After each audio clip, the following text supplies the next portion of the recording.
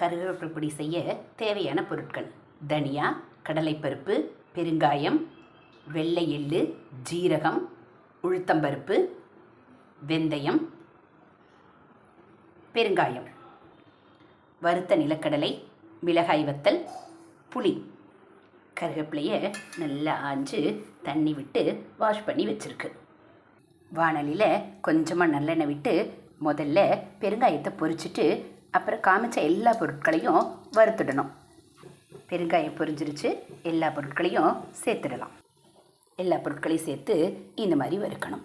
எல்லா பொருட்களும் வறுபட்ட உடனே வறுத்த நிலக்கடலையும் போட்டு நல்லா வறுத்துட்டு ஆற வச்சுடணும். இப்போ அதே வாணலியில் புளியை மட்டும் கருவேப்பிலையோடு சேர்த்து நல்லா பிச்சு போட்டு வறுக்கிடணும்.